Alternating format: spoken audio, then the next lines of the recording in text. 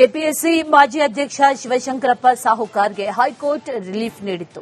ರಾಜ್ಯಪಾಲರು ಹೊರಡಿಸಿದ್ದಂತಹ ಅಮಾನತು ಆದೇಶದಲ್ಲಿ ಕಾನೂನು ಪಾಲನೆ ಆಗಿಲ್ಲ ಅನ್ನುವಂತಹ ತಾಂತ್ರಿಕ ದೋಷವನ್ನ ಕೋರ್ಟ್ ಎತ್ತಿ ತೋರಿಸಿತ್ತು. ಹಿಂದಿನ ತಪ್ಪಿನಿಂದ ಪಾಠ ಕಲಿತಿರೋ ರಾಜ್ಯ ಸರ್ಕಾರ ಹೊಸ ಪ್ಲಾನ್ ಮಾಡಿದೆ. ಏನದು ಅಂತೀರಾ? ಈ ಸ್ಟೋರಿ ನೋಡಿ.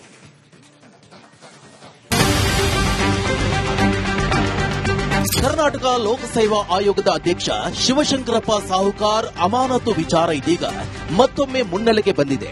ನ್ಯಾಯಾಲಯದ ತೀರ್ಪಿನ ಬಳಿಕ ಸರ್ಕಾರದ ನಿಲುವಿನಲ್ಲಿ ಯಾವುದೇ ಬದಲಾವಣೆ ಆಗಿಲ್ಲ. ಅಮಾನತು ಪ್ರಕ್ರಿಯೆಯಲ್ಲಾಗಿರುವಂತಹ ತಾಂತ್ರಿಕ ಲೋಪವನ್ನ ಸರಿಪಡಿಸುವ ನಿಟ್ಟಿನಲ್ಲಿ ಸರ್ಕಾರ ಹೆಜ್ಜೆ ಇಟ್ಟಿದೆ.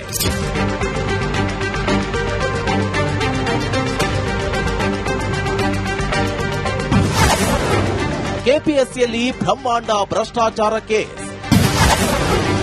ಶಿವಶಂಕರಪ್ಪ ಅಮಾನತಿಗೆ ಸಂಪುಟ ಗ್ರೀನ್ ಸಿಗ್ನಲ್.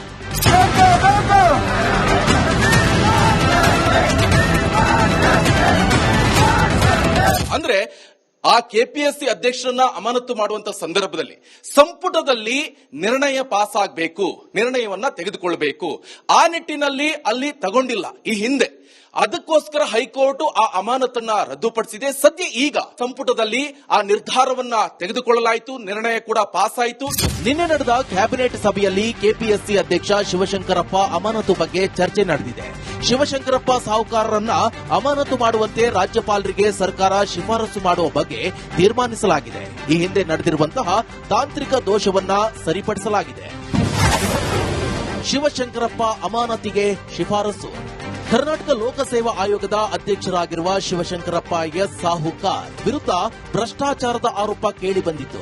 ಶಿವಶಂಕರಪ್ಪ ತಮ್ಮ ಅಧಿಕಾರ ದುರ್ಬಳಕೆ ಮಾಡಿಕೊಂಡು ತಮ್ಮ ಮಕ್ಕಳಿಗೆ ಸರ್ಕಾರಿ ನೌಕರಿ ಕೊಡಿಸಿರುವ ಆರೋಪ ಇತ್ತು. ಅಲ್ಲದೆ ಪಶು ವೈದ್ಯಾಧಿಕಾರಿ ಹಾಗೂ ಇಲಾಖಾ ನೇಮಕಾತಿಗಳಲ್ಲಿ ಅಕ್ರಮವೆಸಗಿರುವ ಗಂಭೀರ ಆರೋಪ ಕೇಳಿಬಂದಿತ್ತು. ಬಳಿಕ ರಾಜ್ಯಪಾಲರು ಶಿವಶಂಕರಪ್ಪ ಸಾಹುಕಾರರನ್ನ ಅಮಾನತುಗೊಳಿಸಿ ಆದೇಶ ಹೊರಡಿಸಿದ್ರು.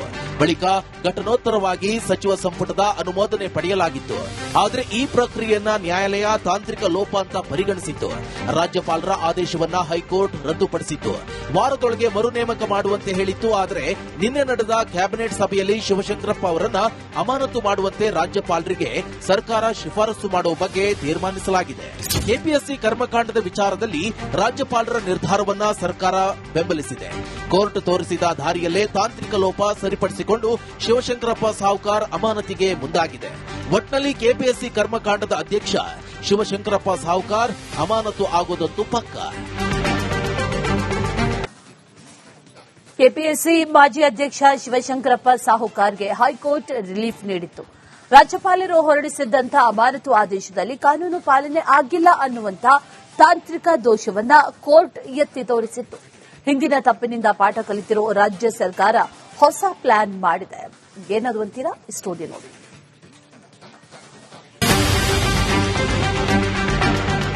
ಕರ್ನಾಟಕ ಲೋಕಸೇವಾ ಆಯೋಗದ ಅಧ್ಯಕ್ಷ ಶಿವಶಂಕರಪ್ಪ ಸಾಹುಕಾರ್ ಅಮಾನತು ವಿಚಾರ ಇದೀಗ ಮತ್ತೊಮ್ಮೆ ಮುನ್ನೆಲೆಗೆ ಬಂದಿದೆ.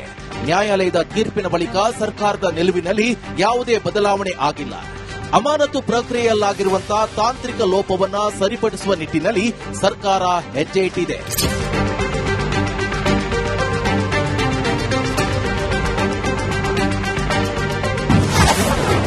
ಕೆಪಿಎಸ್ಸಿಯಲ್ಲಿ ಬ್ರಹ್ಮಾಂಡ ಭ್ರಷ್ಟಾಚಾರ ಕೇಸ್.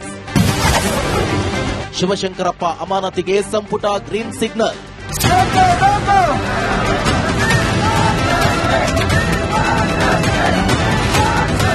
ಅಂದ್ರೆ ಆ ಕೆಪಿಎಸ್ಸಿ ಅಧ್ಯಕ್ಷರನ್ನ ಅಮಾನತು ಮಾಡುವಂತ ಸಂದರ್ಭದಲ್ಲಿ ಸಂಪುಟದಲ್ಲಿ ನಿರ್ಣಯ ಪಾಸ್ ಆಗಬೇಕು, ನಿರ್ಣಯವನ್ನ ತೆಗೆದುಕೊಳ್ಳಬೇಕು. ಆ ನಿಟ್ಟಿನಲ್ಲಿ ಅಲ್ಲಿ ತಗೊಂಡಿಲ್ಲ ಈ ಹಿಂದೆ. ಅದಕ್ಕೋಸ್ಕರ ಹೈಕೋರ್ಟ್ ಆ ಅಮಾನತನ್ನ ರದ್ದುಪಡಿಸಿದೆ. ಸದ್ಯ ಈಗ ಸಂಪುಟದಲ್ಲಿ ಆ ನಿರ್ಧಾರವನ್ನ ತೆಗೆದುಕೊಳ್ಳಲಾಯಿತು, ನಿರ್ಣಯ ಕೂಡ ಪಾಸ್ ಆಯಿತು. ನಿನ್ನೆ ನಡೆದ ಕ್ಯಾಬಿನೆಟ್ ಸಭೆಯಲ್ಲಿ ಕೆಪಿಎಸ್ಸಿ ಅಧ್ಯಕ್ಷ ಶಿವಶಂಕರಪ್ಪ ಅಮಾನತು ಬಗ್ಗೆ ಚರ್ಚೆ ನಡೆದಿದೆ.